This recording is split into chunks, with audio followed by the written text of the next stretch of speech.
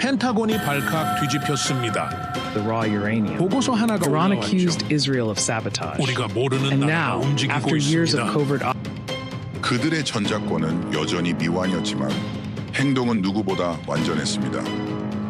승인 발표 몇 시간 뒤 모든 데이터가 무의미해졌습니다. 호주는 아직 준비 중이었는데 그 나라는 이미 끝내놨다 했습니다. 기술 패권의 중심에 서 있었다면 믿으시겠습니까? 이건 단순한 개발이 아니었습니다. 중국조차 예상 못한 침묵 속의 반전이었죠. 도대체 그들은 언제부터 이걸 준비하고 있었던 걸까요? 소리치지 않고 결과로 증명하는 자들, 그 나라는 바로 대한민국입니다. 지금부터 그 놀라운 현장 속으로 들어가 보시죠. 미국에서 날아온 충격적인 이야기 바로 시작합니다. 그리고 지금 어디에서 시청하고 계신지 댓글로 남겨주세요. 여러분의 이야기도 듣고 싶습니다. 그 전에 잠깐 1초 만에 누를 수 있는 좋아요 버튼을 꾹 눌러주시면 영상 제작에 큰 힘이 됩니다. 그럼 바로 사연 시작하겠습니다. 어차피 못 만들 거야. 트럼프는 그렇게 생각했을 겁니다. 한국이 핵잠수함 건조 승인을 요청했을 때 말이죠. 호주 받잖아요. 승인 받고 10년째 못 만들고 있는 거. 정치적 제스처 하나 던져주는 거죠. 그렇게 승인이 떨어졌습니다. 그런데 단 몇 시간 뒤 발표가 터졌어요. 한국 방산 기업 한화오션이 발표했습니다. 이미 완료했다고 설계부터 시뮬레이션, 검증까지 모든 게 끝난 상태였어요. 트럼프는 던져줬는데 한국은 이미 받을 준비가 돼 있었던 겁니다. 안녕하세요. 로버트 카터입니다. 워싱턴 DC 글로벌 안보산업전략연구소에서 오랫동안 데이터를 분석해왔어요. 그날 워싱턴은 처음으로 당황했습니다. 저는 숫자를 신봉하는 사람입니다.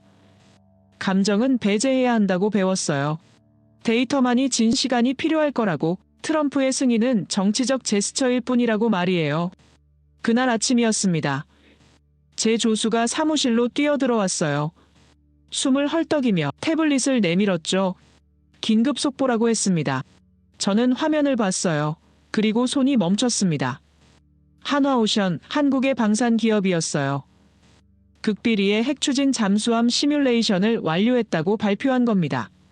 승인 발표단 몇 시간 만이었어요. 설계부터 건조 계획, 운용 시나리오까지 전부 검증이 끝난 상태라고 했습니다. 미국 승인만 떨어지면 바로 착수 가능하다는 내용이었어요. 저는 다시 읽었습니다. 한 번 더, 또 한 번 더, 뭔가 잘못 본 게 아닐까 싶었거든요. 하지만 분명했습니다. 설계도가 공개되고 있었어요. 데이터가 화면에 떠올랐죠. 시뮬레이션 영상까지 첨부되어 있었습니다. 제 옆에 있던 동료가 중얼거렸어요. 불가능하다고, 조작일 거라고 했습니다. 저도 그렇게 믿고 싶었어요. 하지만 데이터는 거짓말을 하지 않습니다. 제가 평생 신봉해온 원칙이었죠. 저는 즉시 검증팀에 연락했습니다. 한화오션이라는 기업의 모든 과거 기록을 찾아보라고 지시했어요. 기술력을 확인하라고, 신뢰도를 분석하라고 했죠. 1시간 뒤 보고서가 올라왔습니다.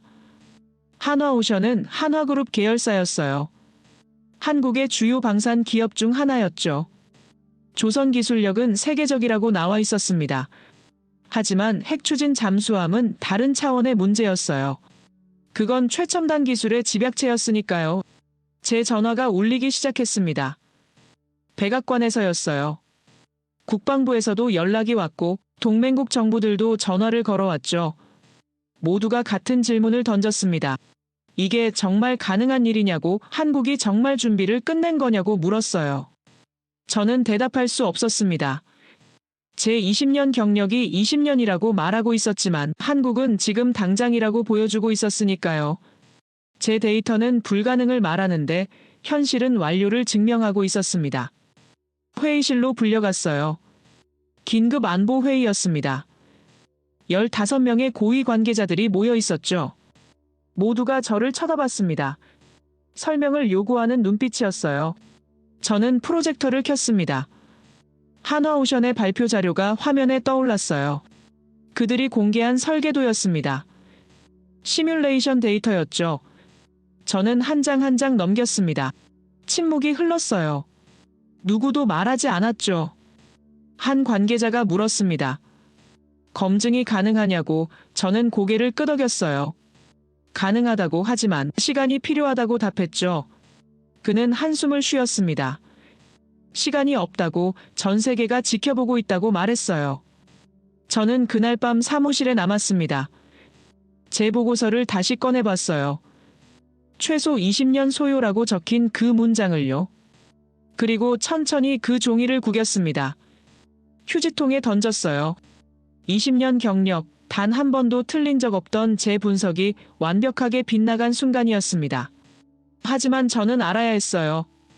대체 뭘 놓쳤는지, 왜 한국은 이렇게 빨랐는지, 아니 빠른 게 아니라 이미 준비가 끝나 있었는지 말이죠. 창밖을 봤습니다. 워싱턴 기념탑이 보였어요. 저 멀리 국회의사당 돔도 빛나고 있었죠. 하지만 저는 알고 있었습니다. 진짜 충격은 저 불빛들 넘어 태평양 건너에서 오고 있다는 것을요.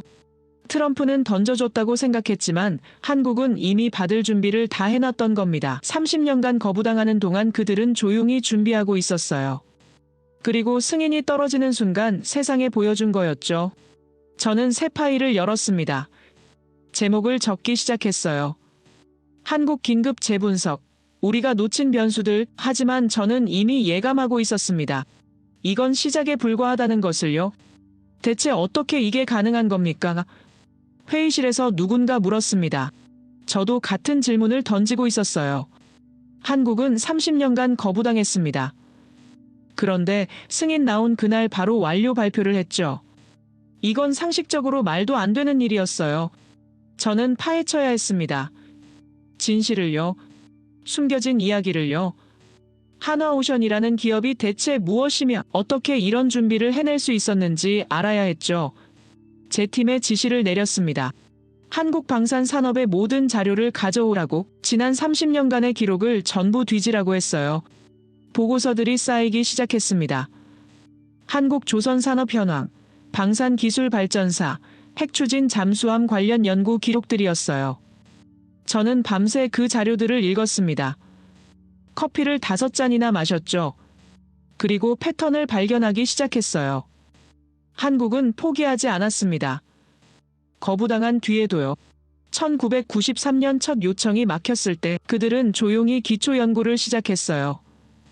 노무현 정부가 3조 5천억을 투입했다가 중단됐을 때도 연구진은 흩어지지 않았습니다. 자료에 나와 있었어요. 핵심 인력들이 민간 기업으로 탕월하는 뜻이었죠. 미국 승인 없이도 독자 개발할 수 있도록 모든 걸 준비하는 프로젝트였습니다. 저는 충격을 받았어요. 10년입니다. 10년 동안 그들은 아무 말 없이 준비하고 있었던 거예요. 세계를 이끄는 조선 기술을 가진 나라답게 설계도를 완성했습니다. 시뮬레이션을 돌렸어요. 모든 변수를 계산했죠. 자료를 보니 놀라운 사실이 더 있었습니다. 그들은 단순히 설계만 한 게 아니었어요. 핵심 부품들도 이미 개발을 끝낸 상태였습니다. 추진 시스템, 냉각장치, 제어 시스템까지요. 미국 기술 없이도 작동 가능한 수준이었어요. 워싱턴은 몰랐습니다. 아무도 몰랐어요. 한국이 이렇게 치밀하게 준비하고 있다는 걸요. 우리는 그들을 동맹국이라고 불렀지만 실제로는 감시 대상으로 봤습니다. 핵기술을 절대 넘겨줄 수 없는 나라로 분류했어요. 그런데 지금 생각해보면 우리가 틀렸습니다. 한국은 우리 허락을 기다린 게 아니었어요. 그들은 준비를 끝내고 우리 승인만 기다리고 있었던 겁니다. 승인이 떨어지는 순간 바로 시작할 수 있도록 모든 걸 갖춰놓고 있었죠. 제 동료가 물었습니다. 도대체 무엇이 그들을 이렇게 움직이게 했느냐고. 돈입니까? 기술력입니까? 아니면 자존심입니까? 저는 대답했어요. 전부라고. 그리고 그보다 더 큰 무언가가 있다고 했죠. 오늘날 한국을 보십시오. 반도체에서는 삼성과 SK가 세계를 이끄는 기업입니다. 배터리에서는 LG와 삼성 SDI가 시장을 지배하고 있어요. 조선에서는 한화오션과 HD현대중공업이 1위를 다투고 있죠. 비록 작은 나라지만 그들은 찬란하게 빛나고 있었습니다. 별처럼요. 자원이 없다고 평가받았던 나라가 기술로 인류 국가가 된 겁니다. 이건 우연이 아니었어요. 치밀한 전략이었죠. 저는 더 깊이 파헤쳐 들어갔습니다. 한국이라는 나라의 역사를요. 1950년대 전쟁으로 폐허가 됐던 나라였어요. 1인당 국민소득이 100달러도 안 됐습니다. 주변국들은 무시했죠. 회복 불가능하다고 봤어요. 하지만 한국은 일어섰습니다. 1960년대부터 산업화를 시작했어요. 70년대에는 중화학 공업을 일으켰습니다. 80년대에는 전자산업으로, 90년대에는 반도체로, 2000년대에는 IT로 계속 진화했어요. 그 과정에서 한국은 배웠습니다. 의존하면 안 된다는 걸요. 누군가의 허락을 기다리면 안 된다는 걸 깨달았어요. 자본국들은 절대 기술을 나눠주지 않는다는 걸 체감했죠. 그래서 그들은 독자 개발을 택했습니다. 반도체 기술도 스스로 만들었어요. 배터리 기술도 자체 개발했습니다. 조선 기술도 독자적으로 완성했죠. 그리고 이제 핵추진 잠수함까지 손에 넣으려 하고 있었어요. 제 화면에 한화오션 본사 사진이 떠 있었습니다. 거제도에 있는 거대한 조선소였어요. 저는 그 사진을 보며 생각했습니다. 저곳에서 10년 동안 무슨 일이 벌어졌을까? 얼마나 많은 엔지니어들이 밤을 새웠을까? 얼마나 많은 시행착오가 있었을까? 자료에 나와 있었습니다. 500명이 넘는 연구진이 투입됐다고, 1조 원이 넘는 자체 예산이 들어갔다고 했어요. 미국 승인이 떨어지지 않아도 완성할 수 있도록 모든 것을 준비했다고 나와 있었죠.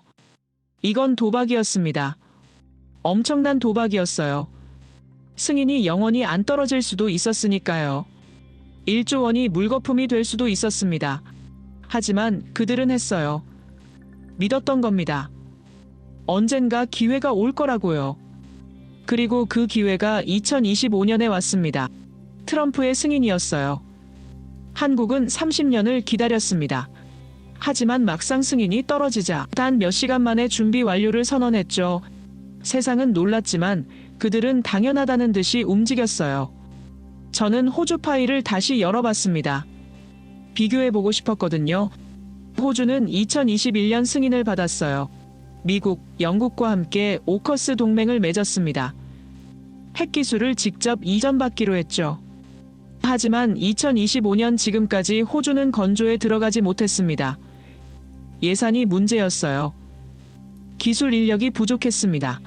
시설이 갖춰지지 않았죠. 모든 게 부족했어요. 승인은 받았지만 준비가 안 돼 있었던 겁니다. 반면 한국은 달랐습니다. 승인은 늦게 받았지만 준비는 일찍 끝내놨어요. 예산도 확보돼 있었고 인력도 대기 중이었습니다. 시설도 준비돼 있었죠. 승인만 떨어지면 바로 시작할 수 있는 상태였던 겁니다. 저는 깨달았습니다. 이게 한국의 방식이구나. 허락을 구하는 동시에 준비를 끝내놓는 것. 승인이 떨어질 때를 대비해 모든 걸 갖춰놓는 거였어요. 그래서 기회가 왔을 때 누구보다 빠르게 움직일 수 있었던 겁니다. 제 전화가 다시 울렸습니다. 백악관에서였어요. 긴급회의가 또 소집됐다고 했습니다. 저는 자료를 챙겼어요. 이제 설명할 수 있었으니까요. 한국이 어떻게 이렇게 빨랐는지를요. 회의실로 향하는 복도를 걸으며 생각했습니다. 워싱턴은 이 사실을 받아들일 수 있을까? 우리가 30년간 거부했던 나라가 사실은 준비를 다 끝내놓고 있었다는 걸요. 우리가 통제한다고 믿었던 기술을 그들이 이미 손에 넣고 있었다는 걸 말이죠. 문을 열고 들어갔습니다. 모두가 저를 쳐다봤어요. 저는 프로젝터를 켰습니다. 첫 화면에 한 문장이 떴어요. 한국은 기다린 게 아니라 준비하고 있었습니다. 그 문장을 보는 순간 회의실이 조용해졌습니다. 이제 진짜 이야기를 시작할 때였어요. 한국이 왜 이렇게 움직였는지, 무엇이 그들을 이토록 치밀하게 만들었는지, 그 숨겨진 동기를 밝혀야 할 때였습니다. 저는 다음 파일을 열었습니다. 그리고 그곳에서 충격적인 기록을 발견하게 됩니다. 어떤 걸 놓쳤는지 한번 되돌아봤고 그 중에 한화오션이 10년간 극비로 준비했다는 건 알았어요. 하지만 그 동기가 뭔지는 여전히 미스터리였죠. 기술력만으로는 설명이 안 됐습니다. 뭔가 더 근본적인 이유가 있을 거였어요. 저는 더 깊이 파고들기로 했습니다. 한화그룹의 과거 기록을 전부 뒤지라고 지시했어요. 1990년대까지 거슬러 올라가라고 했죠. 오래된 파일일수록 진실이 숨어있는 법이니까요. 이틀 뒤였습니다. 조수가 먼지 쌓인 파일 하나를 들고 왔어요. 1990년 기록이라고 했습니다. 보관소 구석에서 찾았다고 했죠. 저는 그 파일을 받아들었습니다. 표지가 누렇게 변해 있었어요. 한국화약 중국 방문 보고서라고 적혀 있었습니다. 한국화약, 지금의 한화 이전 이름이었어요. 저는 첫 페이지를 넘겼습니다. 그리고 숨이 멎었어요. 사진 한 장이 나왔습니다. 흑백 사진이었어요. 어떤 건물 입구를 찍은 거였죠. 그런데 그 위에 걸린 현수막이 보였습니다. 한글과 중국어로 크게 적혀 있었어요. 환영 남조선 폭파 집단. 저는 눈을 비볐습니다. 다시 읽었어요. 또 읽었죠. 하지만 글자는 변하지 않았습니다. 정말로 그렇게 적혀 있었어요. 대문짝만하게 말이죠. 이건 뭡니까? 저는 중얼거렸습니다. 한국기업 방문단을 맞이하는 환영 현수막에 폭파 집단이라고 적어놓다니 이건 명백한 모욕이었어요. 고의적인 멸시였죠. 보고서를 계속 읽었습니다. 1990년이었어요. 한국화약 대표단이 중국을 방문했을 때였죠. 당시 한국화약은 화약 기술로 아시아에서 두각을 나타내고 있었습니다. 중국은 그게 마음에 안 들었던 거예요. 환영 행사장에 저런 현수막을 걸어놓고 중국 측은 해명했다고 나와 있었습니다. 환대의 뜻으로 번역했다고 실수였다고 둘러댔죠. 하지만 누가 봐도 거짓말이었어요. 계획된 모욕이었습니다. 파일에 당시 한국 기업인들의 사진도 있었습니다. 그들의 표정을 보는 순간 가슴이 먹먹해졌어요. 굳어 있었습니다. 누군가는 주먹을 쥐고 있었죠. 하지만 아무도 소리를 지르지 않았습니다. 조용히 견디고 있었어요. 소국이니까. 보고서에 그렇게 적혀 있었습니다. 중국이 한국을 무시한 이유였어요. 작은 나라니까 함부로 대해도 된다고 생각한 겁니다. 질투도 있었죠. 한국 기술이 발전하는 게 눈에 거슬렀던 거예요. 저는 파일을 덮었습니다. 그리고 한참을 생각했어요. 핵추진 잠수함을 만든 한화오션, 그 기업의 모태가 바로 이 한국화약이었습니다. 폭파 집단이라고 불렸던 그 회사가 지금은 침묵의 상어를 만들고 있었던 거예요. 저는 전율했습니다. 이건 단순한 기술 개발이 아니었어요. 이건 30년을 준비한 대답이었습니다. 모욕에 대한 대답이었죠. 폭파 집단이라고 불렸던 그들이 이제 세계 최고의 무기를 만들어내고 있었던 겁니다. 수첩을 꺼냈습니다. 블래스팅 그룹이라고 적었어요. 폭파 집단. 그 단어를 천천히 써내려가며 생각했습니다. 모욕은 어떻게 힘이 되는가? 치욕은 어떻게 동력으로 바뀌는가? 동료에게 물었습니다. 이런 모욕을 당했다면 미국 기업은 어떻게 했을까요? 그는 즉시 답했어요. 소송을 걸었을 겁니다. 배상을 요구했을 거고 언론에 발칵 공개했을 거라고 했죠. 유럽은요? 제가 다시 물었습니다. 외교 문제로 만들었을 겁니다. 그가 답했어요. 정부 차원에서 항의했을 거고 무역 제재를 경고했을 거라고 했죠. 하지만 한국은 달랐습니다. 저는 말했어요. 그들은 조용히 견뎠어요. 강경 대응도 하지 않았습니다. 소송도 걸지 않았고 언론에 공개하지도 않았죠. 단지 기억했을 뿐입니다. 그리고 준비하기 시작했어요. 파일을 다시 펼쳤습니다. 뒷부분을 읽었어요. 당시 한국화약 총수의 반응이 기록되어 있었습니다. 김승현이라는 이름이 나왔죠. 그는 귀국 직후 임원 회의를 소집했다고 했어요. 회의록이 첨부되어 있었습니다. 짧은 문장이었어요. 하지만 무게가 느껴졌죠.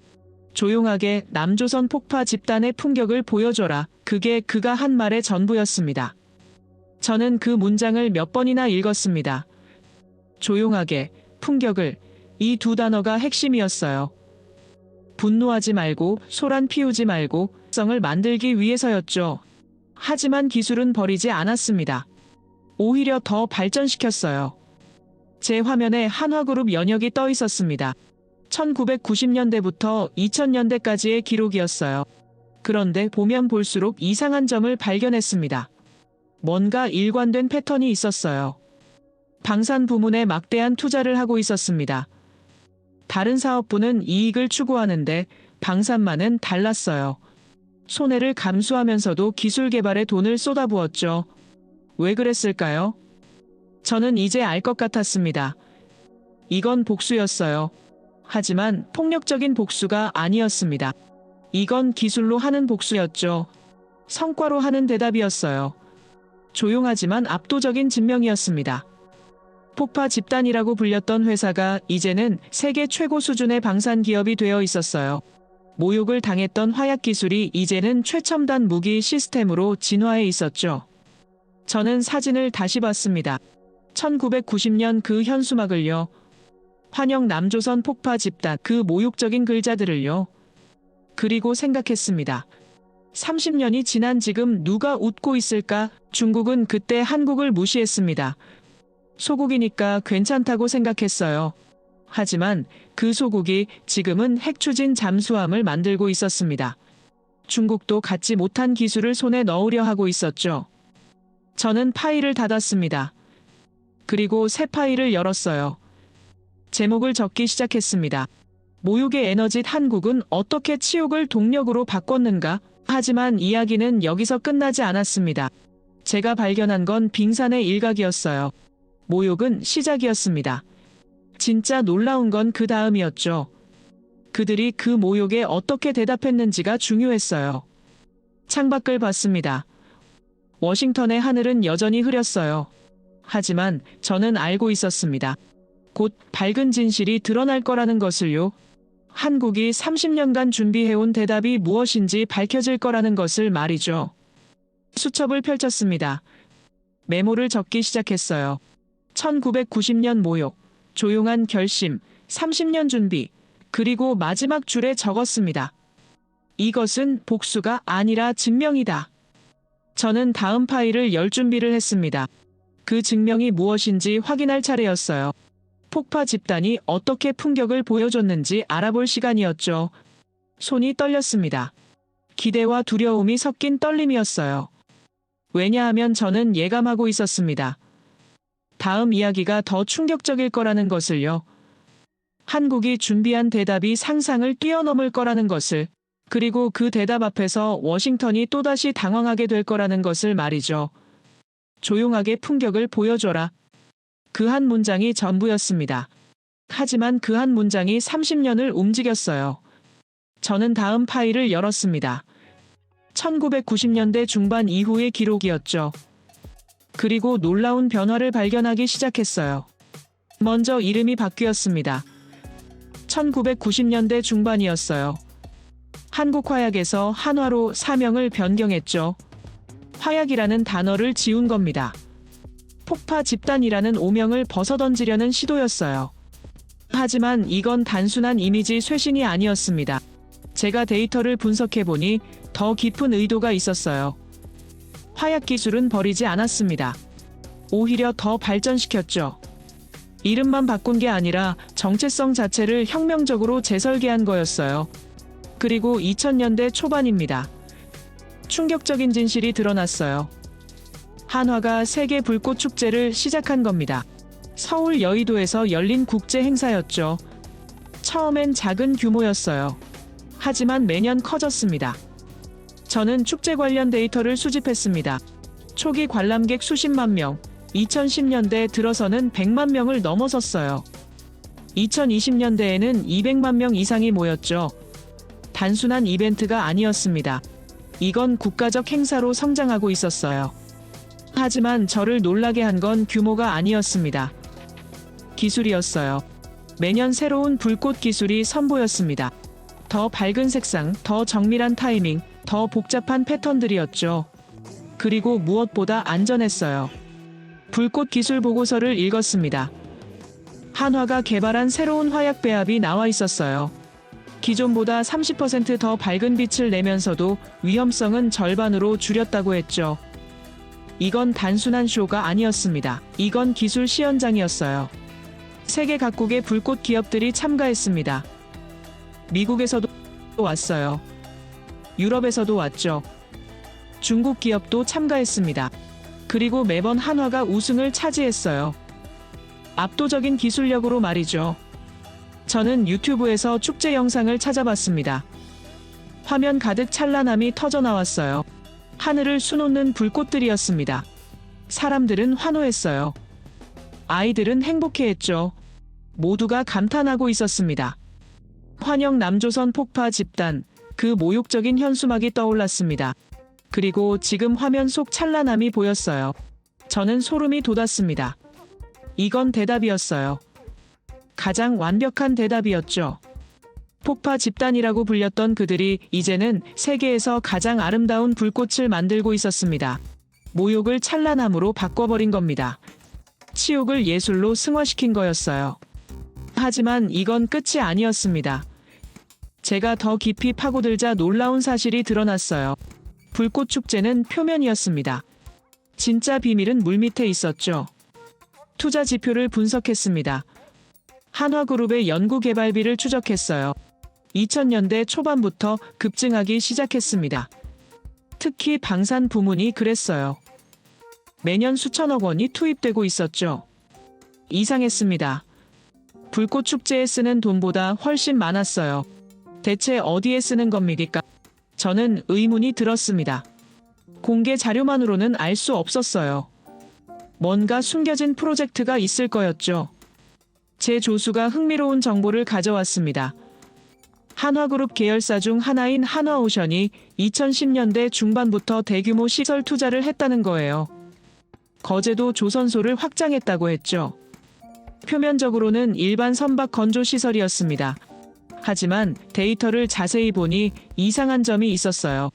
군사용 특수 시설이 포함되어 있었습니다. 심해 테스트 장비, 고압 실험실, 비밀 설계실 같은 것들이었죠. 저는 깨달았습니다. 이건 이중 전략이구나. 하늘에서는 찬란함을 터뜨리면서 바다 밑에서는 다른 걸 준비하고 있었던 겁니다. 사람들이 불꽃에 환호하는 동안 엔지니어들은 조용히 작업하고 있었어요. 2010년대 후반 자료를 찾았습니다. 극비 프로젝트 코드명이 나왔어요. 프로젝트 사일런트 샤크였습니다. 침묵의 상어라는 뜻이었죠. 핵추진 잠수함 독자 개발 프로젝트였어요. 이건 금기를 깨는 도전이었습니다. 미국 승인 없이 핵기술을 다룬다는 건 국제적 경계를 넘는 일이었어요. 하지만 한화는 했습니다. 조용히, 아무도 모르게 말이죠. 투입된 인력 규모를 확인했습니다. 500명이 넘는 연구진이었어요. 예산은 조 단위였습니다. 10년 가까이 진행된 프로젝트였죠. 미국 승인이 떨어지지 않아도 완성할 수 있도록 모든 걸 준비하고 있었던 겁니다. 저는 전율했습니다. 조용하게 품격을 보여줘라. 그 한 문장이 이렇게 실행되고 있었던 거예요. 하늘의 불꽃은 품격이었습니다. 하지만 바다의 잠수함도 품격이었어요. 두 개가 하나의 전략이었죠. 세계는 한화를 문화기업으로 봤습니다. 아름다운 불꽃을 만드는 회사로 인식했어요. 하지만 그건 착각이었습니다. 한화는 방산기업이었어요. 최첨단 무기를 만드는 회사였죠. 가장 밝은 빛으로 세상의 눈을 가리고 가장 깊은 어둠 속에서 칼을 갈고 있었던 겁니다. 이건 천재적인 위장이었어요. 아무도 의심하지 않았죠. 불꽃놀이나 하는 회사가 핵잠수함을 만들 거라곤 상상도 못했으니까요. 저는 자료를 정리하기 시작했습니다. 두 개의 트랙으로 나눴어요. 트랙 1은 빛이었습니다. 세계 불꽃 축제, 문화행사 소프트 파워였죠. 트랙 2는 어둠이었어요. 극비 프로젝트 핵잠수함 하드 파워였습니다. 그런데 두 트랙은 따로 놀지 않았습니다. 완벽하게 연결되어 있었어요. 불꽃 기술에서 개발한 정밀 제어 시스템이 잠수함 미사일에 적용됐습니다. 화약 배합 노하우가 추진 시스템에 활용됐어요. 이건 우연이 아니었습니다. 처음부터 설계된 전략이었어요. 1990년대 중반 모욕을 당했을 때부터 계획된 복수극이었죠. 30년을 내다본 장기 프로젝트였습니다. 저는 동료들에게 보고했습니다. 한화의 이중 전략을요. 그들은 믿지 못했어요. 불꽃 축제가 위장이었다니, 문화 행사가 군사 기술의 은폐막이었다니 말이죠. 하지만 데이터는 거짓말하지 않습니다. 투자 흐름을 보면 명확했어요. 수익성 없는 불꽃 축제에 수백억을 쏟아부은 건 다른 이유 때문이었습니다. 세계의 눈을 돌리기 위해서였죠. 그리고 그 전략은 성공했습니다. 2020년대 중반까지 아무도 몰랐어요. 한화가 물밑에서 뭘 하고 있는지 미국도 몰랐고 중국도 몰랐습니다. 심지어 한국 국민들도 대부분 몰랐어요. 하지만 이제 세상이 알게 됐습니다. 2025년 미국 승인이 떨어지자마자 한화오션이 발표했죠. 우리는 이미 준비를 끝냈다고, 10년간 극비리에 개발했다고 말이에요. 저는 창밖을 봤습니다. 워싱턴의 하늘에 별이 보였어요. 그중 하나가 유독 밝게 빛나고 있었습니다. 저는 생각했죠. 한국이 저 별 같구나. 작지만 밝은, 멀지만 선명한, 누구도 넘볼 수 없는 빛이라고요. 폭파 집단이라고 모욕당했던 회사가 이제는 아시아의 중심에서 기술 패권을 주도하고 있었습니다. 세계 최고의 불꽃 기술과 세계 최고의 잠수함 기술을 동시에 가진 기업이 된 거예요. 조용하게 풍격을 보여줘라. 그 명령은 이렇게 실행됐습니다. 가장 화려한 빛으로 감탄을 자아내고 가장 조용한 무기로 경계를 무너뜨린 거였죠. 이건 복수가 아니었습니다. 이건 예술이었어요. 저는 보고서를 작성하기 시작했습니다. 제목은 이중 전략의 완성이었어요. 한화가 어떻게 세계를 속였는지, 아니 속인 게 아니라 우리가 보지 못했던 거죠. 그들은 숨기지 않았습니다. 우리가 이해하지 못했을 뿐이에요. 수첩을 폈습니다. 메모를 적기 시작했어요.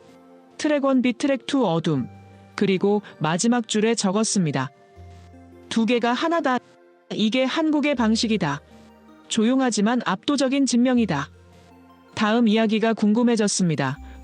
모욕에서 시작해 불꽃으로 대답하고 잠수함으로 완성한 이 서사가 어디로 향할지, 한국은 다음에 무엇을 보여줄지 저는 알고 싶었어요. 하지만 한 가지는 확실했습니다. 한국을 다시는 과소평가하지 말아야 한다는 것, 그들이 조용할 때가 가장 위험하다는 것, 그리고 그들의 풍격은 상상을 뛰어넘는다는 것을요. 그런데 이야기는 거기서 끝나지 않았습니다. 제가 파일을 더 뒤지던 중 최근 기록을 발견했어요. 2020년대 중반 자료였죠. 그리고 또다시 충격적인 진실이 드러났습니다. 미국이 한화를 극찬했습니다. 2024년 초였어요. 국방부 고위 관계자가 공개석상에서 발언했죠.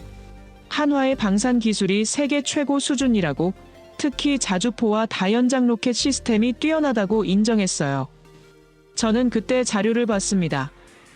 실제로 성과가 대단했어요. 한화는 폴란드에 K2 전차 수백 대를 수출했습니다.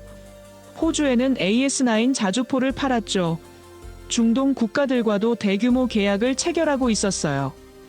데이터를 보니 놀라웠습니다. 2020년대 들어 한화의 방산 수출액이 폭발적으로 증가했어요. 2020년 5조 원대였던 게 2024년엔 12조 원을 넘어섰습니다. 단 4년 만에 2배 이상 성장한 거죠.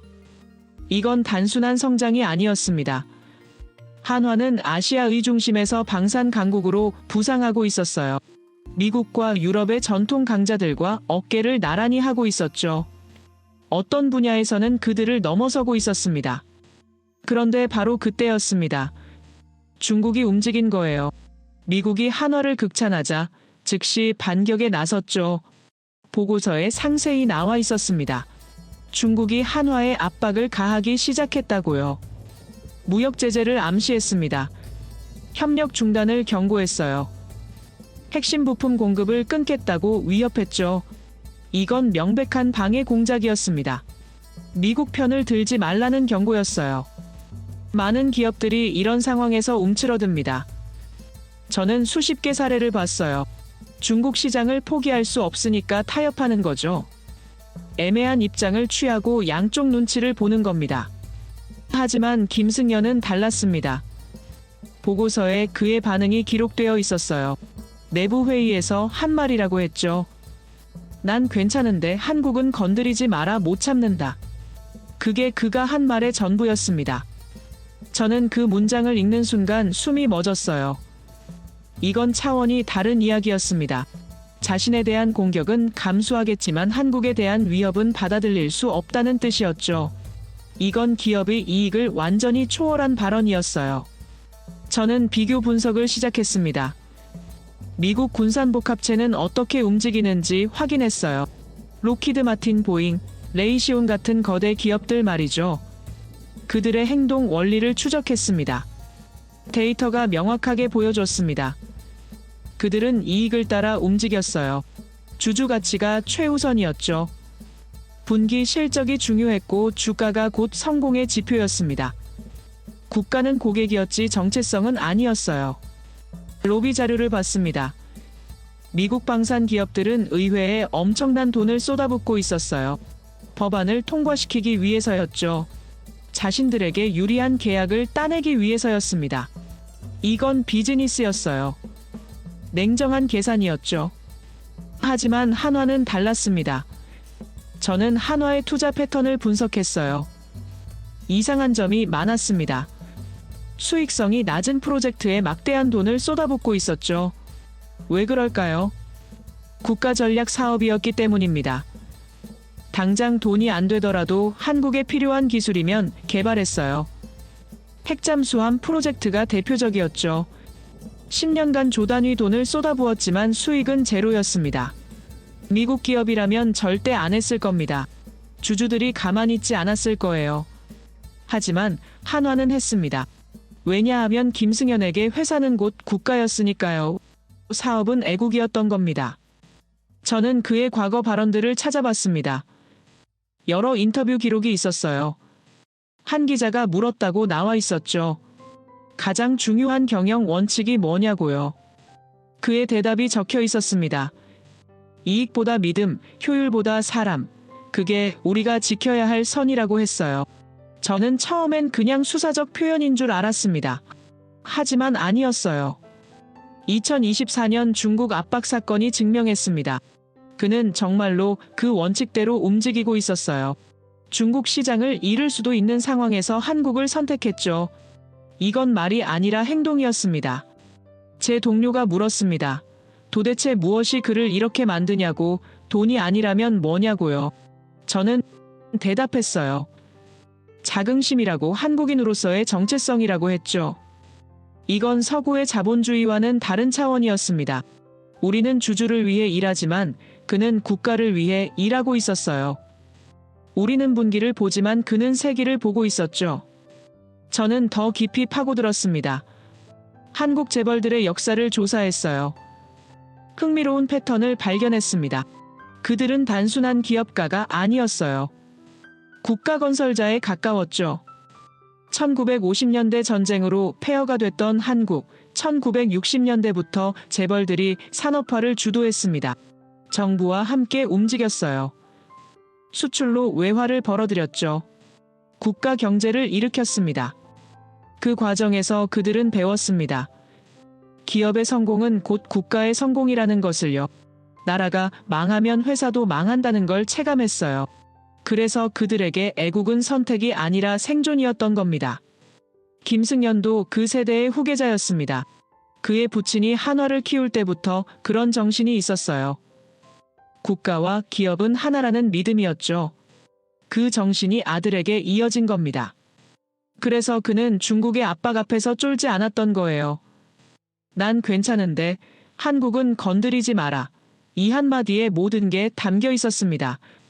회사가 타격을 받아도 괜찮지만 한국의 자존심은 못 건드린다는 뜻이었어요. 그리고 놀라운 일이 벌어졌습니다. 중국의 압박은 오히려 역풍이 됐어요. 한화는 더 빠르게 성장했습니다. 유럽과 중동 시장을 공략했죠. 미국과의 협력도 강화했어요. 데이터를 보니 명확했습니다. 2024년 하반기 한화의 수출이 급증했어요. 중국 의존도는 낮아졌고 서방 시장 비중은 높아졌죠. 중국이 막으려던 게 오히려 한화를 더 글로벌하게 만든 겁니다. 저는 워싱턴 동료들에게 보고했습니다. 한국 기업의 특수성을요. 그들은 서구식 자본주의와 다르다고 이익보다 명예를 중시한다고 설명했어요. 한 동료가 비웃었습니다. 그게 말이 되냐고, 기업이 돈 버는 게 목적 아니냐고 했어요. 저는 데이터를 보여줬습니다. 한화가 수익성 낮은 프로젝트에 쏟아부은 투자 내역을요. 그는 말문이 막혔습니다. 숫자가 증명하고 있었으니까요. 한화는 정말로 국가를 위해 손해를 감수하고 있었던 겁니다. 이건 우리가 이해할 수 없는 영역이었어요. 저는 생각했습니다. 만약 미국 기업이 중국의 압박을 받았다면 어떻게 했을까? 아마도 타협했을 겁니다. 중국 시장을 포기할 순 없으니까요. 주주들이 가만히 있지 않을 테니까요. 하지만 김승연은 중국을 선택하지 않았습니다. 한국을 선택했어요. 이건 금기를 깬 결정이었습니다. 비즈니스 세계의 경계를 넘어선 선택이었죠. 그리고 그 선택은 옳았습니다. 한화는 지금 누구도 넘볼 수 없는 위치로 올라가고 있었어요. 방산 수출 세계 10위권 안에 들었습니다. 아시아의 중심에서 기술 패권을 다투고 있었죠. 저는 창밖을 봤습니다. 워싱턴의 밤하늘이었어요. 별들이 반짝이고 있었죠. 그 중에서도 동쪽을 향한 별 하나가 유독 밝게 빛나고 있었습니다. 한국이구나. 저는 중얼거렸습니다. 작지만 밝은 별, 멀지만 강렬한 빛, 그리고 누구도 넘볼 수 없는 자존심을 가진 나라, 그게 한국이었어요. 폭파 집단이라고 모욕당했던 그 회사가 이제는 세계 방산 시장을 주도하고 있었습니다. 중국의 압박을 받고도 굴복하지 않았어요. 오히려 더 강해졌죠. 저는 수첩에 메모를 적었습니다. 미국은 이익으로 움직인다. 한국은 명예로 움직인다. 이게 차이다. 그리고 때로는 명예가 이익보다 강하다. 회의실로 돌아갔습니다. 동료들에게 설명해야 했어요. 왜 한국을 과소평가하면 안 되는지, 그들의 동기가 우리와 근본적으로 다르다는 걸 말이죠. 다음 날 오전 근무 중 잠시 쉬는 시간에 동료가 제게 말했습니다. 왜 한국을 이렇게 연구하는 거냐고요. 그는 이해할 수 없다는 표정이었죠. 작은 나라 아니냐고, 우리가 신경 쓸 만한 위협이냐고 물었습니다. 저는 데이터를 펼쳤습니다. 글로벌 방산 시장 분석 보고서였어요. 2025년 기준 세계 방산 시장 규모 600조 원, 그리고 매년 10%씩 성장하고 있다고 나와 있었죠. 우크라이나 전쟁 이후였습니다. 세계가 변했어요. 평화의 시대는 끝났습니다. 각국이 군비를 증강하기 시작했죠. 유럽은 나토 국방비 목표를 상향했고 아시아는 중국을 견제하기 위해 무장하고 있었어요. 이런 상황에서 누가 승자가 될까요? 저는 동료에게 물었습니다. 미국입니까? 그는 당연하다는 듯 고개를 끄덕였어요. 하지만 저는 데이터를 가리켰습니다. 숫자는 다른 이야기를 하고 있었죠. 한국 방산 수출액을 보십시오. 2020년 3조 원, 2024년 12조 원, 4년 만에 4배가 됐습니다. 성장률로 따지면 연평균 40%예요. 세계 어떤 나라도 이런 속도로 성장하지 못했죠. 더 놀라운 건 미래 계약 규모였습니다. 이미 체결된 수출 계약만 50조 원이 넘어요. 폴란드 K2 전차 수백 대, 호주 AS9 자주포, 중동 천공방공 시스템까지 줄줄이 대박 계약들이었죠. 동료가 물었습니다. 그게 미국의 위협이 되냐고. 저는 고개를 끄덕였어요. 위협이 아니라 충격이라고 답했습니다. 왜냐하면 한국이 우리 시장을 잠식하고 있었으니까요. 폴란드를 보십시오. 전통적인 미국 무기 시장이었어요. 에이브람스 전차를 쓰던 나라였죠. 그런데 지금은 한국 K2를 선택했습니다. 왜일까요? 가격도 저렴하고 성능도 좋고 납기도 빠르다는 이유였어요. 호주도 마찬가지입니다. 우리 동맹국이에요. 그런데 자주포는 한국 제품을 샀습니다. 중동 국가들도 방공 시스템을 한국에서 들여오고 있어요. 이건 단순한 경쟁이 아니었습니다. 시장 재편이었죠. 저는 분석을 계속했습니다. 한국 방산의 경쟁력이 뭔지 파악해야 했어요. 가격만으로는 설명이 안 됐습니다. 중국도 싸니까요. 하지만 중국 무기는 안 팔립니다. 신뢰가 없어요. 한국은 달랐습니다. 실전 검증이 됐어요. K9 자주포는 우크라이나 전장에서 활약했습니다. 천공 방공 시스템은 중동에서 드론을 격추했죠.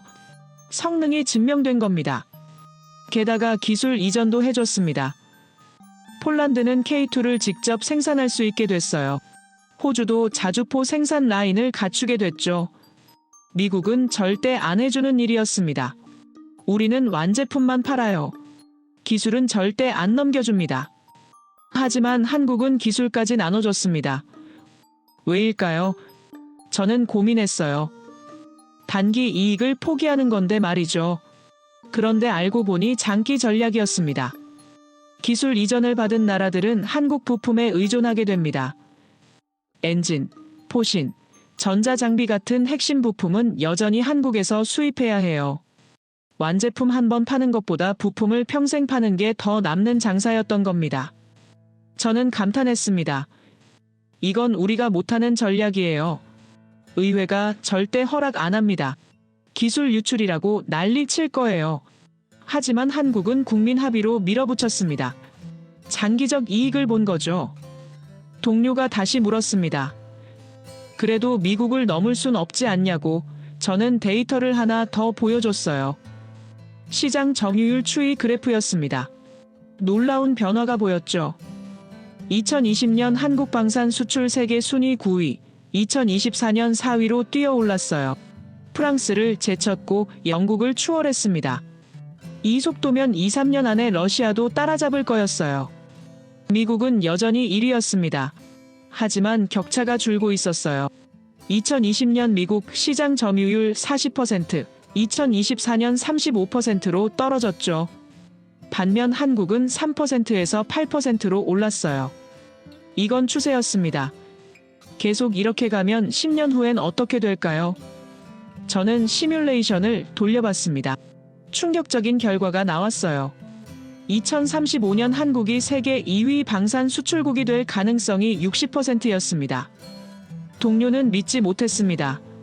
불가능하다고 했어요. 하지만 데이터는 거짓말하지 않았습니다. 한국의 성장 곡선이 가파르게 올라가고 있었죠.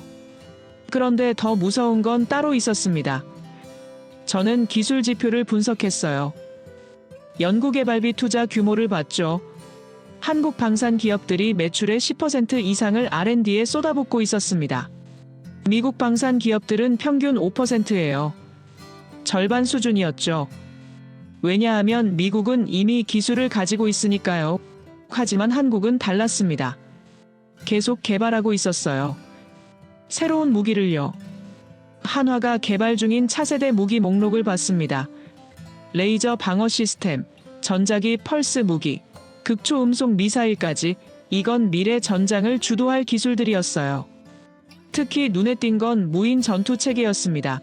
드론대 공격 시스템이에요. 수백 대의 드론이 인공지능으로 협력해서 적을 제압하는 거죠. 우크라이나 전쟁에서 드론의 위력이 증명됐습니다. 미래 전쟁은 드론 전쟁이에요. 한국은 그걸 먼저 보고 투자하고 있었습니다. 이미 시제품까지 나왔어요. 2, 3년 안에 실전 배치될 거라고 했죠. 미국은요? 우리는 아직 연구 단계였습니다. 저는 보고서를 작성하기 시작했습니다. 제목은 한국 방산의 미래 가치였어요. 결론부터 말하면 어마어마하다는 거였죠. 10년 안에 세계 방산 시장의 지배력을 놓고 미국과 한국이 경쟁하게 될 거라고 적었습니다. 동료가 비웃었습니다. 과대평가 아니냐고. 저는 고개를 저었어요. 과소평가하면 큰일 난다고 답했죠. 우리가 일본을 과소평가했다. 반도체 시장을 빼앗겼습니다. 중국을 무시했다가 제조업 쑥대밭이 됐어요. 이제 한국 차례입니다. 저는 경고했어요. 그들을 얕보면 방산 시장마저 내줄 거라고. 이건 단순한 무기 판매 경쟁이 아니었습니다. 기술 주권 싸움이었어요. 방산 기술을 가진 나라가 진짜 주권을 가집니다. 무기를 남한테 의존하면 독립국이 아니에요. 유럽이 그렇습니다. 미국 무기에 의존하죠. 그래서 우리 말을 들을 수밖에 없어요. 하지만 한국은 독자 무기 체계를 갖추고 있었습니다. 전차도 만들고 전투기도 만들고 잠수함도 만들어요. 이제 핵추진 잠수함까지 갖게 됐죠. 완전한 주권을 확보한 겁니다. 그리고 이제 그 기술을 팔고 있었습니다. 다른 나라들한테요.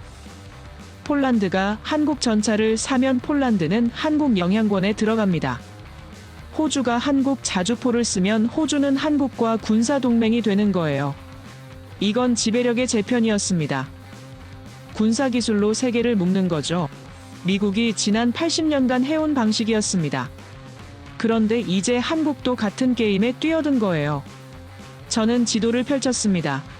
한국 무기를 쓰는 나라들을 표시했어요. 폴란드, 호주, 터키, 사우디, 이집트, 노르웨이까지 전 세계로 퍼지고 있었습니다. 10년 후엔 얼마나 더 늘어날까요? 시뮬레이션 결과 50개국 이상이 한국 무기 체계를 쓰게 될 거였습니다. 그럼 한국의 영향력은요? 엄청나게 커질 거예요. 작은 나라지만 큰 목소리를 낼 수 있게 되는 겁니다. 저는 동료에게 말했습니다. 이게 제가 한국을 연구하는 이유라고. 그들은 단순한 동맹국이 아니에요. 미래의 경쟁자이자 파트너라고. 지금 제대로 이해하지 못하면 나중에 후회할 거라고 했죠. 그는 여전히 회의적이었습니다. 하지만 저는 확신했어요. 데이터가 명확하게 보여주고 있었으니까요. 한국 방산은 폭발적으로 성장하고 있었고 그 근본에는 기술력과 정성이 있었습니다. 한화 같은 기업이 10년간 조 단위 돈을 쏟아부어 핵잠수함을 준비했던 그 정성 말이에요. 단기 이익을 포기하고 기술 이전을 해주는 그 전략, 국가를 위해 손해를 감수하는 그 애국심이었죠. 이런 상황에서 누가 이길까요? 저는 생각했습니다. 단기 이익만 보는 미국 기업들일까요? 아니면 장기 전략으로 움직이는 한국 기업들일까요? 답은 명확했습니다. 창밖을 봤습니다. 워싱턴의 하늘은 흐렸어요. 하지만 태평양 건너 한국의 하늘은 밝은을 겁니다. 그들은 미래를 지향하고 있었으니까요. 10년 후, 20년 후를 내다보고 있었죠. 저는 보고서를 마무리했습니다. 마지막 문장을 적었어요. 한국 방산은 세계 질서를 바꿀 게임 체인저다. 지금 주목하지 않으면 미래에 후회할 것이다. 동료에게 보고서를 건넸습니다. 그는 읽기 시작했어요. 페이지를 넘길수록 표정이 변했죠. 마지막 장을 읽고 나서 그는 고개를 들었습니다. 정말입니까? 이게 전부 사실입니까? 저는 고개를 끄덕였어요. 데이터가 증명하고 있습니다. 한국은 단순한 작은 나라가 아니에요. 그들은 미래 방산 시장을 주도할 잠재력을 가진 나라였죠. 그리고 그 잠재력은 지금 현실이 되고 있었습니다. 며칠 뒤 긴급회의가 소집됐습니다. 백악관 상황실에 고위 관계자들이 모였죠. 국방부, 국무부, CIA 모두가 한자리에 모인 겁니다. 저도 초청받았습니다. 역사적인 결정이었어요. 저는 설명했습니다. 미국이 동맹국의 핵추진 기술을 승인한 건 처음이었죠. 영국과 함께 호주의 기술을 이전하기로 했습니다. 획기적인 일이었어요. 하지만 지금 어떻습니까? 저는 물었습니다. 화면에 호주 현황 데이터가 떴어요. 2020년대 중반 현재까지 건조에 들어가지 못했다고 나와 있었죠. 4년이 지났는데도 여전히 준비 단계였습니다. 예산 문제가 컸습니다. 당초 예상보다 비용이 2배로 뛰었어요. 기술 인력도 부족했습니다. 호주엔 원자력 산업 기반이 없었죠. 처음부터 다 배워야 했어요. 시설도 문제였습니다. 핵잠수함을 건조할 조선소가 없었어요. 새로 지어야 했죠. 환경평가도 통과해야 했고 지역 주민 반대도 설득해야 했습니다. 모든 게 지연되고 있었어요. 저는 지표를 보여줬습니다. 호주 프로젝트 진행률 20%, 완성 예상 시기 10년 후, 총 예산 초과율 100%, 숫자가 모든 걸 말해주고 있었죠. 그리고 다음 화면을 띄웠습니다. 한국이었어요. 같은 해 승인을 받았죠. 호주 다음 두 번째였습니다. 하지만 결과는 완전히 달랐어요. 승인 나온 그날 발표가 나왔습니다. 저는 상기시켰어요. 한화오션이 이미 준비를 끝냈다고 선언했죠. 설계 완료, 시뮬레이션 완료, 검증까지 끝난 상태였어요. 회의실이 조용해졌습니다. 모두가 화면을 응시했어요. 저는 비교 데이터를 띄웠습니다. 호주와 한국을 나란히 놓고 본 거죠. 호주는 승인 후 4년간 20% 진행했습니다. 한국은 승인 나온 순간 90% 완료 상태였어요. 호주는 10년 후 완성 예정이었죠. 한국은 2년 안에 진수 가능했습니다. 호주는 예산이 2배로 뛰었습니다. 한국은 예산 범위 내에서 진행 중이었어요. 호주는 기술 인력이 부족했죠. 한국은 500명 넘는 전문가를 이미 확보하고 있었습니다. 국방장관이 물었습니다. 대체 뭐가 다른 겁니까? 저는 대답했어요. 준비의 차이라고. 호주는 승인을 받고 나서 준비를 시작했습니다. 하지만 한국은 승인 전에 이미 준비를 끝내놓고 있었던 거죠. 10년입니다. 제가 말했어요. 한국은 10년간 극비리의 프로젝트를 진행했습니다. 미국 승인이 떨어지지 않아도 독자 개발할 수 있도록 모든 걸 갖춰놨어요. 이게 한국의 방식입니다. 저는 강조했습니다. 그들은 허락을 기다리지 않아요. 허락을 구하면서 동시에 준비를 끝내놓습니다. 승인이 떨어질 때를 대비해서요. CIA 국장이 끼어들었습니다. 그럼 우리 정보망이 뚫린 겁니까? 10년간 그걸 몰랐다는 게 말이 됩니까? 저는 고개를 저었어요. 뚫린 게 아니라 우리가 안 봤던 겁니다. 한화는 숨기지 않았습니다. 저는 설명했어요. 공개적으로 조선소를 확장했고 연구개발비를 투자했죠. 다만 우리가 그걸 일반 선박 사업으로 봤을 뿐이에요. 누가 생각했겠습니까? 불꽃놀이나 하는 회사가 핵잠수함을 만들 거라고. 우리는 속은 게 아닙니다. 우리가 한국을 과소평가한 거예요. 국무장관이 물었습니다. 그럼 이제 어떻게 해야 합니까? 저는 새 화면을 띄웠어요. 제 최종 권고안이었죠. 한국을 재평가하라는 내용이었습니다. 동맹국이 아니라 전략적 파트너로 봐야 합니다. 저는 주장했어요. 그들은 더 이상 우리 보호가 필요한 나라가 아니에요. 독자 생존 능력을 갖춘 나라입니다. 호주 모델은 폐기해야 합니다. 제가 말했어요. 승인하고 기술 이전하고 10년 기다리는 방식은 안 통해요. 한국은 이미 기술을 가지고 있었습니다. 우리 승인은 형식일 뿐이었죠. 그럼 한국 모델은 뭡니까? 누군가 물었습니다. 저는 답했어요. 협력입니다. 그들의 기술을 인정하고 우리 기술과 결합하는 거죠. 일방적 이전이 아니라 쌍방향 교류입니다. 회의실이 술렁거렸습니다. 이건 패러다임의 전환이었어요. 지난 80년간 미국은 기술을 주는 쪽이었죠. 받는 쪽이 된 적은 없었습니다. 하지만 시대가 변했습니다. 저는 강조했어요. 한국은 특정 분야에서 우리를 앞서고 있어요. 조선 기술이 그렇고 배터리 기술이 그렇습니다. 이제 핵잠수함 설계도 그렇게 될 겁니다. 우리가 그들의 기술을 얕본 게 아닙니다. 저는 말했어요. 우리가 그들의 의지를 얕본 겁니다. 30년간 거부당하면서도 포기하지 않은 그 집념을요. 데이터는 과거를 보여줍니다. 저는 설명했어요. 하지만 한은 미래를 만듭니다. 한국인들이 가진 그 특유의 에너지 말이죠. 모욕을 동력으로 바꾸는 힘입니다. 이제 워싱턴은 압니다. 저는 결론을 내렸어요. 한국에게 불가능이란 아직 하지 않음을 뜻한다는 것을요. 그들이 조용할 때가 가장 위험하다는 것을 말이죠. 회의가 끝나갈 무렵이었습니다. 대통령 보좌관이 물었어요. 그럼 우리는 한국을 두려워해야 합니까? 저는 고개를 저었습니다. 두려워할 게 아니라 존중해야 한다고 답했죠. 한국은 적이 아닙니다. 저는 분명히 했어요. 그들은 동맹입니다. 하지만 이제 동등한 동맹이에요.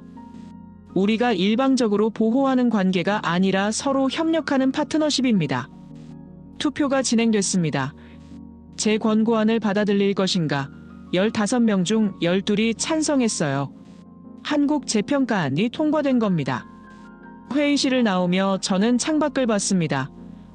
워싱턴 기념탑이 보였어요. 저 멀리 링컨 기념관도 보였죠. 미국의 상징들이었습니다. 하지만 저는 알고 있었습니다. 저 상징들만으로는 부족하다는 것을요. 세계가 변하고 있었어요. 새로운 강자들이 떠오르고 있었죠. 한국이 그 중 하나였습니다. 복도에서 동료를 만났습니다. 그가 물었어요. 정말 한국이 우리와 대등해질 수 있다고 봅니까? 저는 답했습니다. 특정 분야에서는 이미 그렇다고요. 엘리베이터를 타고 내려가며 생각했습니다. 호주와 한국의 차이가 뭘까? 둘 다 동맹국이에요. 둘 다 승인을 받았죠. 하지만 결과는 천지 차이였습니다. 준비입니다. 저는 결론 내렸어요. 호주는 승인을 목표로 삼았습니다. 하지만 한국은 완성을 목표로 삼았어요. 승인은 그저 중간 과정일 뿐이었죠. 사무실로 돌아왔습니다. 책상 위에 호주 파일과 한국 파일이 나란히 놓여 있었어요. 저는 호주 파일을 서류함에 넣었습니다. 이제 참고할 필요가 없었죠. 한국 파일을 펼쳤습니다. 앞으로 이게 표준이 될 겁니다. 다른 나라들도 한국처럼 움직이려 할 거예요. 승인 전에 준비를 끝내놓는 방식으로요. 저는 새 메모를 적기 시작했습니다. 한국 모델의 특징, 첫째 장기 준비, 둘째 독자 개발, 셋째 완벽한 준비 상태, 넷째 즉시 실행 능력, 그리고 마지막 줄에 적었습니다. 이것이 21세기 방식이다. 허락을 기다리지 않고 준비를 끝내놓는 것, 한국이 보여준 새로운 패러다임이다. 창밖을 봤습니다. 해가 지고 있었어요. 워싱턴의 하늘이 붉게 물들고 있었죠. 하지만 태평양 건너에서는 해가 뜨고 있을 겁니다. 미국은 여전히 세계 최강입니다. 저는 중얼거렸어요. 하지만 우리는 이제 압니다. 저 멀리 태평양 건너에 우리가 존중해야 할 무서운 파트너가 존재한다는 것을요. 모든 보고를 마쳤습니다. 저는 사무실로 돌아왔어요. 밤이 깊었습니다. 워싱턴은 조용했죠. 하지만 제 머릿속은 여전히 복잡했어요. 위스키 병을 꺼냈습니다. 잔에 따랐어요. 한 모금 마셨죠. 쓴맛이 목을 타고 내려갔습니다. 하지만 기분이 이상했어요. 패배감도 아니고 두려움도 아니었습니다. 뭔가 다른 감정이었죠. 컴퓨터를 켰습니다. 두 개의 파일을 나란히 띄웠어요. 하나는 1990년 흑백 사진이었습니다. 환영 남조선 폭파 집단이라고 적힌 현수막이었죠. 다른 하나는 현재 한화오션의 핵잠수함 시뮬레이션 영상이었습니다. 침묵의 상어 컴퓨터 그래픽이었어요. 검은색 선체가 심해를 가르고 있었죠. 30년입니다. 저는 중얼거렸어요. 이 사진 한 장이 저 잠수함이 되기까지 30년이 걸렸습니다. 모욕이 기술로 바뀌는 듯 30년이 필요했던 거죠. 쓴 웃음이 나왔습니다. 우리는 뭘 했을까요? 30년간 우리는 한국의 요청을 거부했어요. 그들은 위험하다고, 통제할 수 없다고 생각했죠. 하지만 그들은 우리 없이도 해냈습니다. 책상 서랍을 열었습니다. 제 첫 보고서가 들어 있었어요. 한국은 20년이 걸릴 거라던 그 예측이었죠.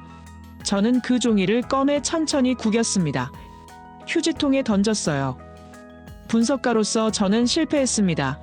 하지만 한 인간으로서 저는 감동했어요. 데이터로는 잴 수 없는 뭔가를 본 겁니다. 의지였고 집념이었으며 자긍심이었죠. 전화기를 들었습니다. 뉴스를 검색했어요. 한국 핵잠수함 관련 기사들이 쏟아지고 있었습니다. 미국뿐만 아니라 전 세계 언론이 보도하고 있었어요. CNN이 특집을 냈습니다. 조용한 혁명이라는 제목이었어요. BBC도 심층 분석을 내보냈죠. 한국은 어떻게 불가능을 가능으로 만들었나라는 프로그램이었습니다. 통계가 놀라웠습니다. 관련 기사 조회수가 1000만을 넘어섰어요. 소셜미디어에서는 200만 건 이상 공유됐죠. 사람들이 관심을 가지고 있었습니다. 한국의 성공이에요. 특히 미국 내 반응이 흥미로웠습니다. 여론조사 수치를 봤어요. 한국의 핵잠수함 보유에 찬성한다는 응답이 68%였습니다. 반대는 20%에 불과했죠. 왜일까요?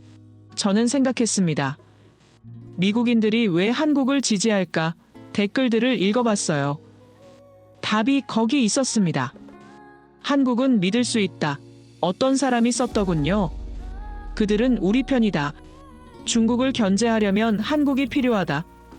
이런 댓글들이었어요. 사람들이 이해하고 있었습니다. 한국의 가치를요. 뉴욕 주립대 교수의 인터뷰가 올라와 있었습니다. 저는 영상을 재생했어요. 그는 명확하게 말했습니다. 한국의 핵잠수함은 중국 견제에 필수적이라고요. 핵무기가 아니라고 그는 강조했습니다. 한국이 만드는 건 핵추진 잠수함이지 핵무기 탑재 잠수함이 아니에요. 전농축 우라늄을 쓰기 때문에 무기 전용이 불가능하다고 설명했죠. 오히려 더 안전하다고 그는 주장했습니다. 투명성 시스템이 완벽하게 갖춰져 있어요. 실시간 감시가 되고 국제기구에 자동 보고된다고 했죠. 이게 새로운 비확산 모델이라고 평가했어요. 저는 고개를 끄덕였습니다. 그 교수 말이 맞았어요.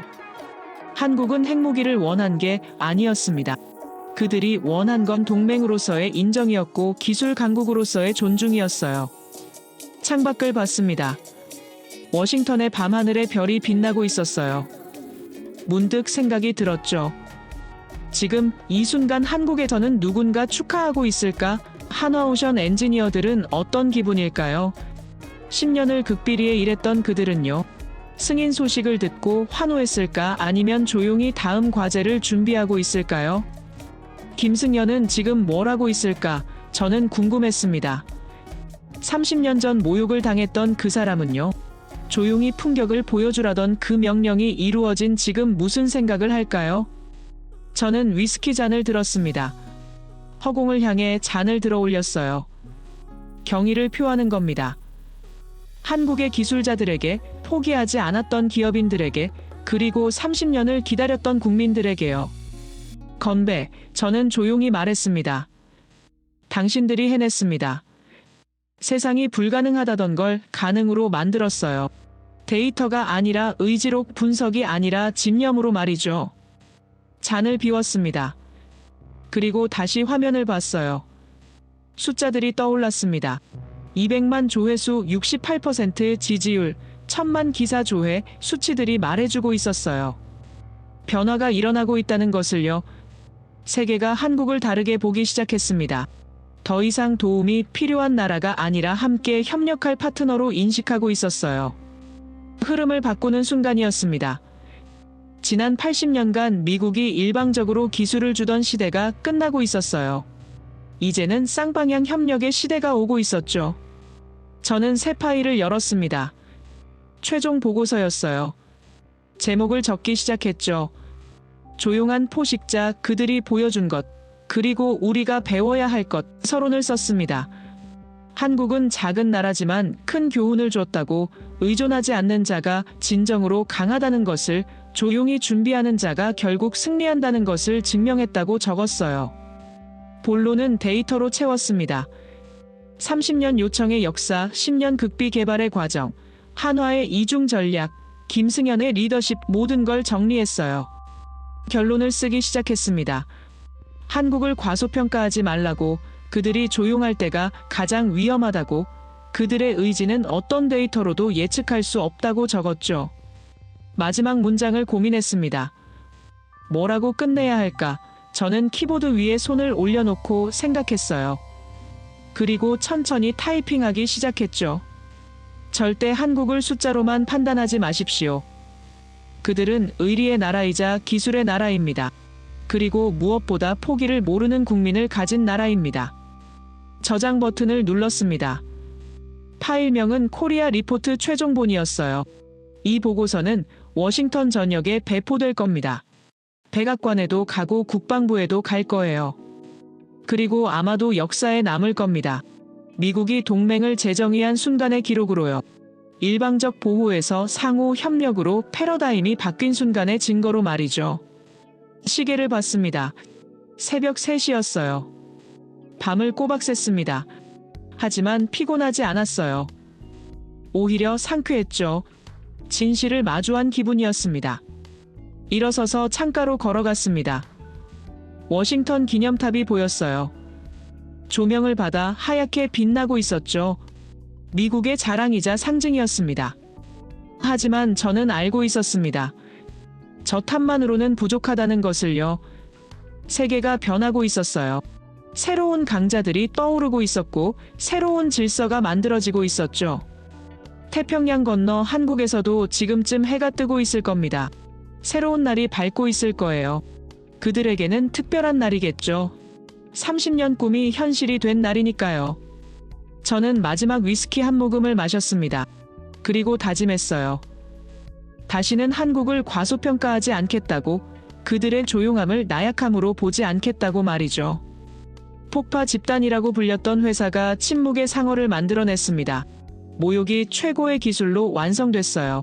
30년이 걸렸지만 그들은 해냈습니다. 그리고 이건 끝이 아닙니다. 저는 확신했어요. 한국은 다음을 준비하고 있을 겁니다. 우리가 모르는 사이에 또 무언가를 만들고 있을 거예요. 조용히 하지만 치밀하게, 압도적으로, 그게 그들의 방식이었습니다. 그리고 그 방식은 성공했어요. 세계가 인정하고 있었죠. 컴퓨터를 껐습니다. 사무실 불도 껐어요. 집에 갈 시간이었습니다. 긴 하루였죠. 아니, 긴 2달이었어요. 한국을 연구하면서 많은 걸 배웠습니다. 데이터만으로는 세상을 이해할 수 없다는 것. 숫자 너머의 정신을 봐야 한다는 것. 그리고 작은 나라도 큰 울림을 만들 수 있다는 것을요. 30년의 여정, 모욕에서 승리까지 그 긴 여정을 완주한 한국에게 다시 한번 경의를 표합니다. 여러분은 해냈어요. 세상에 증명했습니다. 끝까지 들어주셔서 감사합니다. 모두 안녕히 계세요. 오늘의 사연 어떻게 들으셨나요? 처음엔 단순한 경제 이야기처럼 들렸지만 들으면 들을수록 한 나라의 지난 시간과 숨결이 느껴지는 것 같아요. 잿더미 속에서도 다시 일어나고 수천 년의 기술이 세대를 건너 되살아난다는 게 참 놀랍죠. 누군가는 우연이라 말하겠지만 어쩌면 그건 시간이 만든 필연일지도 모르겠어요. 지금 이 순간에도 누군가는 또 다른 역사를 쓰고 있을지도 모르니까요. 오늘의 이야기가 여러분 마음엔 어떻게 남았나요? 여러분의 생각을 아래 댓글에 남겨주세요. 그리고 감동적인 사연을 주변 사람들과 공유하고 함께 이야기 나눠보세요. 마지막으로 1초밖에 걸리지 않는 구독과 좋아요, 알림 설정은 영상 제작에 큰 힘이 됩니다. 지금까지 감동을 담아 여러분께 진심을 전하는 감동담기였습니다. 오늘 하루도 행복한 하루 보내세요.